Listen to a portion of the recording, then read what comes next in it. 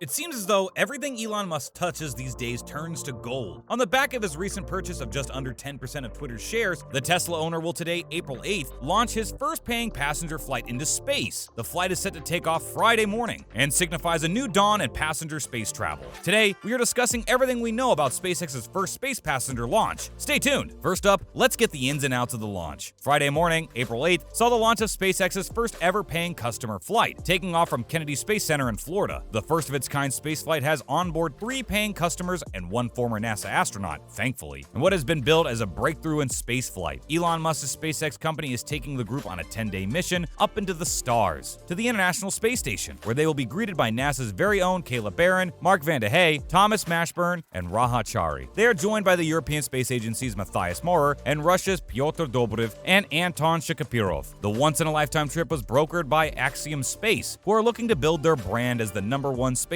booking company, as well as former NASA astronaut Michael Lopez. The flight also included Canadian investor Mark Pathy. Joining him in the cockpit are Israel businessman Eitan Stiba and American real estate king Larry Connor. The flight isn't the first time paying customers have gone to the ISS, but is the first time a crew made up entirely of private citizens and no government astronauts have made their way to the station, which is a big breakthrough, as spaceflight is obviously still pretty dangerous, and we're not sure if we would like to be on board this one. What about you guys? Give us your thoughts below. So what's on the agenda once they get up there? Let's see. Of course, each crew member has his own particular interests and has a list of what he would like to conduct research on whilst up there. Larry Connor, our resident real estate mogul, is planning on working on how spaceflight affects senescent cells. If, like us, you had no idea what these are, they are cells that have stopped replicating and hence bring on age-related diseases. Every day's a learning day, kids. Larry's undertakings will be done in conjunction with the Mayo Clinic and Cleveland Clinic. On the other hand, Pathy will be working on a different sort of medical research, which is more tailored towards pediatrics, and will be working closely with a few Canadian hospitals, as well as his conservation-based work. Mr. Steve will focus on work involving his native Israel, which aims at bringing their youth closer to other groups around the globe. He's flying on behalf of the Raman Foundation, which is named after the Israeli astronaut Lan Raman, who died on the Columbia back in 2003. In their little periods of relaxation, they'll be able to enjoy a spot of Earth watching. Of course, the shuttle will offer incredible panoramic views of our little rock, so these guys' Instagram's accounts might be pretty fire in the upcoming days. Meals will consist of traditional Spanish food. After the commander of the vessel, Lopez, was given the choice. It pays to be the boss, right? What would you be researching if you were up there? And how do we classify these guys? The foray into space of private citizens has provoked some discussion. On the one hand, many have claimed that the mere fact that they're traveling into space means that they are, by default, now astronauts. But those in the space industry who have worked and trained for years to be qualified astronauts aren't too happy with that classification. And we understand why. Traditionally, the US government has awarded astronaut wings to any person who travels more than 50 miles above the surface of the Earth, which these guys certainly will. But last year, they decided to end that program, probably due to the fact that it will dilute the prestige if people can attain them simply by paying for a spaceflight. And former NASA astronaut Terry Virts has had his say. He claims that if you're strapping your butt to a rocket, I think that's worth something. And we would tend to agree with that assessment, although we do see both sides of the argument. Virts went on to describe how when he was a fighter pilot, he didn't have any negative feelings towards guys who flew Cessna aircrafts being called pilots. And when you look at it like that, then that's fair enough, we guess. Maybe only reserve the name for those who are in control of the vehicle then. The commander of the current mission, Lopez, has been quoted as saying, "We are not space tourists," which again is fair enough. Where do you guys stand on the debate? What about the current geopolitical woes here on Earth then? As you are probably aware, unless you've been living in outer space, sorry, couldn't resist that one. The current Russian invasion of Ukraine has been dominating world news for the past 6 weeks. But what does that mean for our intrepid space travelers? As we know, the International Space Station is home to 2 Russian astronauts, and with America's increasing its sanctions on Russia every day, could this create tension between the astronauts and the tourists? The two nations are primary partners on the ISS, which has long been seen as a symbol of peace and cooperation in the post-Cold World War we now live in. But relations are currently strained, to put it mildly, here on Earth, after Putin has shown absolutely no willingness to appease, well, basically anybody, and pull his troops out of their illegal invasion. Putin has also gone as far to refuse to sell rocket engines to US companies, and the head of the Russian Space Agency has even threatened to pull out of the ISS agreement. Talk about petulance. NASA, though, has provided a bit more of a grown-up approach, saying NASA is aware of recent comments regarding the International Space Station. US sanctions and export control measures continue to allow US-Russia civil space cooperation on the space station. The professional relationship between our international partners, astronauts, and cosmonauts continues for the safety and mission of all on board the ISS. We wouldn't like to be on a Russian-operated space station with all this going on. How about you? So how much is all this costing, and who's footing the bill? Tour operator Axiom has told reports that a seat on the flight will set you back a costly $55 million.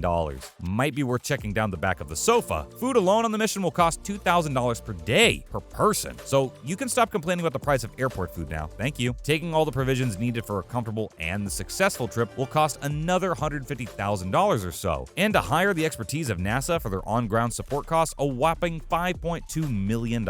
So you better start saving. Of course, it was never going to be cheap to get to the ISS, but if you can afford to drop the millions of dollars needed for a journey such as this, you probably have it to lose, right? Would you travel to the ISS if you had the money? Let us know your thoughts below. News of the launch now. Stay tuned. At the time of production of this video, April 8th, the launch has just taken place and we can confirm that it was successful, thankfully. And we'll dock with the station tomorrow morning, April 9th. Once they arrive, they'll begin conducting their research and will spend the next 8 days abroad on the ISS before heading back to Earth, so fingers crossed for another successful trip back to Earth. And finally, news on the US sending Starlink terminals to Ukraine. Of course, the war in Ukraine is still raging, but the US government also has its fingers in the pie and is reportedly assisting the Ukrainian people in the defense of their country. Shortly after Putin's illegal invasion began, Ukrainian officials asked Elon Musk directly for use of their Starlink terminals to provide better internet access, to which Musk was only too happy to help. But of course, all this doesn't come for free. It has recently been revealed that the US government has been quietly providing millions of dollars to help pay for the delivery of the equipment and transportation costs. Earlier this week, the United States Agency for International Development confirmed it has bought more than 1,300 terminals from Musk's company to be sent to Ukraine for the war effort, which has reportedly cost the US taxpayers around $3 million. This purchase will be music to Musk's ear as he goes from strength to strength and solidifies himself as one of the world's most prominent businessmen and potential Bond villains. What do you guys make of the US government's decision to help the Ukrainian people? Let us know below. As always, thanks for dropping by today, and remember to stop by next time for more fun and games. Also, why not do us a solid by liking and sharing today's video? And if you haven't already, subscribe to our channel. What are you waiting for? Bye!